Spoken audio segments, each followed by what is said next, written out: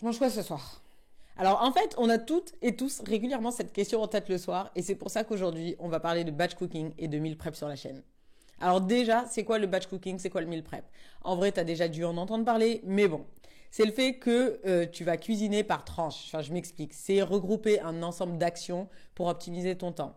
Et tu as le meal prep qui en anglais veut dire préparation de repas, tout simplement. Donc maintenant qu'on a traduit les termes, parlons des bénéfices de cette méthode, de ces méthodes. Le premier truc auquel moi je pense, c'est le fait de pouvoir gagner du temps et d'économiser le stress de la question redoutée on mange quoi ce soir, tous les jours. Donc pour moi, c'est vraiment la possibilité d'alléger ma charge mentale par rapport au repas et de pouvoir profiter de mes débuts de soirée sans avoir à les passer en cuisine. Parce que franchement, j'ai la flemme. C'est la vérité. Ça permet aussi d'économiser de l'argent. Parce que déjà, tu n'auras pas à commander à l'extérieur, mais surtout parce que ça te permet de réduire tes dépenses alimentaires. Tu fais tes courses en fonction de menus, en fonction de ce que tu as chez toi. Et donc, en suivant une liste de courses, ça va te permettre d'éviter le gaspillage en achetant les quantités exactes dont tu as besoin et d'éviter les tentations. Alors, après, ça ne veut pas dire que tu ne peux pas te faire plaisir non plus, hein. C'est juste que le fait maison, c'est moins cher dans l'absolu que les plats préparés et les plats en livraison.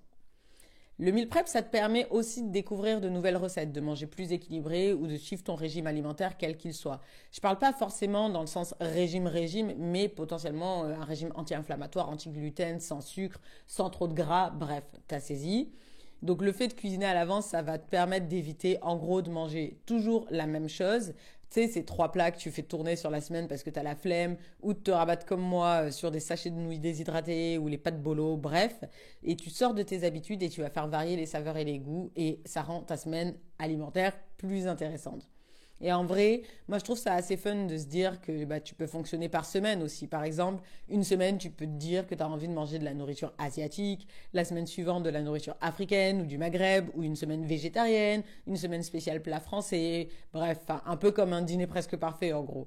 Et si tu as des enfants ou un ou une conjointe, ça peut être sympa de le faire ensemble pour justement passer du temps ensemble à faire une activité commune et pas que ce soit ta tâche destinée tous les jours parce que c'est ultra relou en fait, voilà, faut être honnête.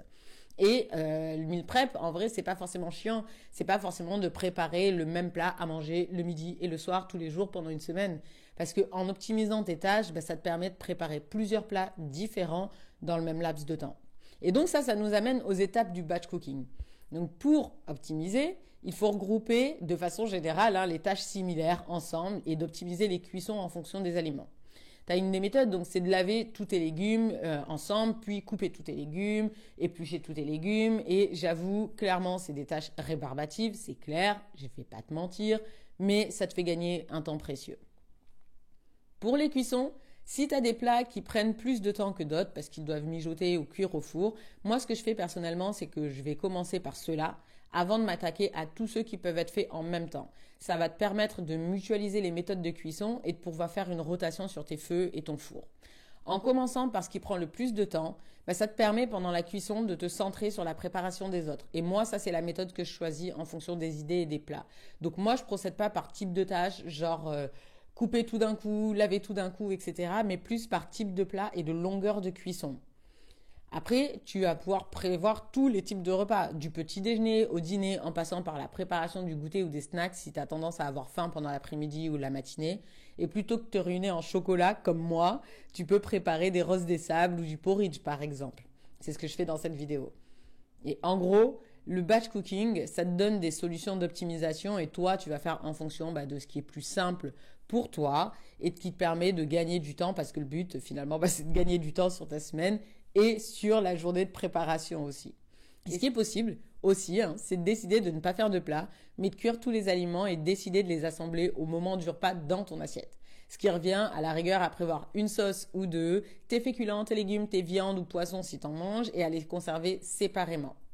D'ailleurs, en parlant de conservation, moi, je mets tout dans des Tupperware de tailles différentes en fonction du plat que je fais. Après, toi, tu peux décider de faire un Tupperware par repas pour le midi et le soir, si tu as de la place dans ton frigo et un nombre de Tupperware suffisant. Après, moi, je préfère n'utiliser qu'un tube par plat. Déjà, pour qui je me prends un tube. Bref, parce que en fait, je ne prends des plats que le midi pour aller au boulot et le soir, je mange dans des assiettes. Donc, j'ai pas besoin d'utiliser des tonnes de Tupperware. Et vu que je ne sais pas à l'avance de quoi je vais avoir envie, je préfère sélectionner le jour même et donc laisser dans le Tupperware de base. Ce que tu peux faire aussi, c'est congeler ton batch cooking si tu vois que tu as eu la main lourde sur les proportions. Alors juste, attention, si comme moi, tu utilises des aliments qui de base sont congelés, attention au congelé, décongelé, recongelé, tout ça, la chaîne du froid. Par contre, ça c'est un truc vraiment, j'insiste, faut faire vraiment attention et éviter.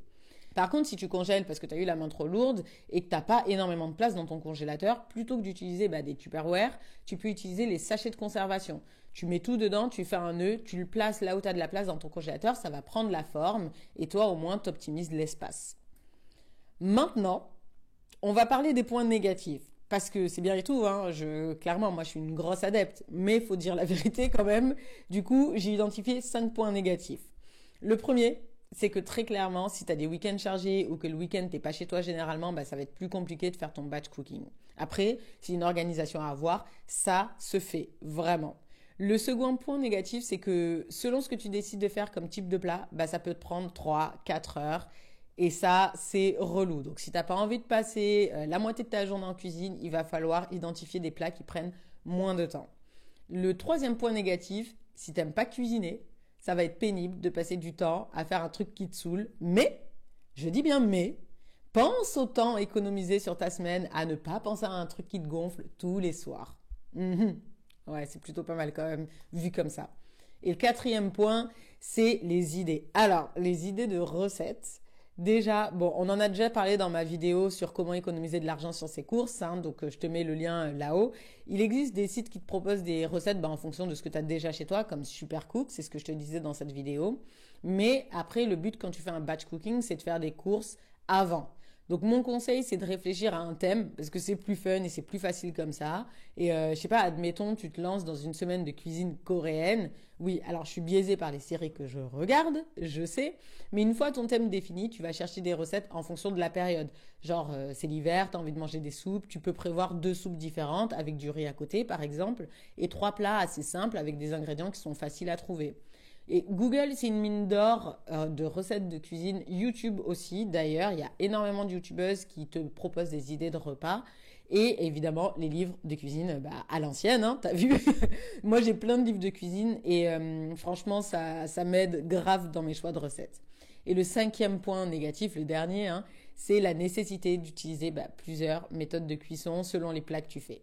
Alors, encore une fois, il faut selon moi que tu adaptes tes recettes à ta cuisine et à ce que tu as déjà chez toi. Tu n'as pas besoin d'investir dans des trucs ultra high-tech, des robots de cuisine de ouf pour faire du meal prep ou du batch cooking. D'accord, tu peux faire avec ce que tu as chez toi, ça marche très bien. Mais par contre, il faut faire vraiment en sorte de faire des recettes que tu peux gérer en même temps sur par exemple des modes de cuisson différents. En évitant, si par exemple tu as un petit four, de prévoir que des recettes au four pour pas perdre trop de temps ou de prévoir des cuissons sur feu par exemple. Et si tu n'as que 2 feux de cuisson, c'est pareil, de réfléchir à l'ordre de cuisson ou au type d'aliment que tu veux manger ou au type de plat. Bon, j'espère que cette vidéo t'a inspiré, t'a motivé et que tu auras envie de te plonger dans l'univers fascinant du batch cooking. Fascinant, j'abuse, je suis un peu dans l'excès toujours. Mais en attendant, vraiment, tu gagnes tellement de temps.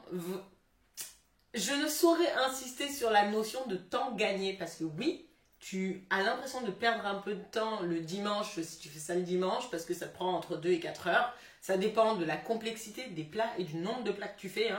J'ajoute parce que moi, je décide à chaque fois de faire plein de plats parce que j'ai pas envie de manger la même chose tous les jours parce que ça me saoule de manger la même chose tous les jours. Mais en fonction de ce que tu fais, ça peut prendre vraiment beaucoup moins de temps que ça.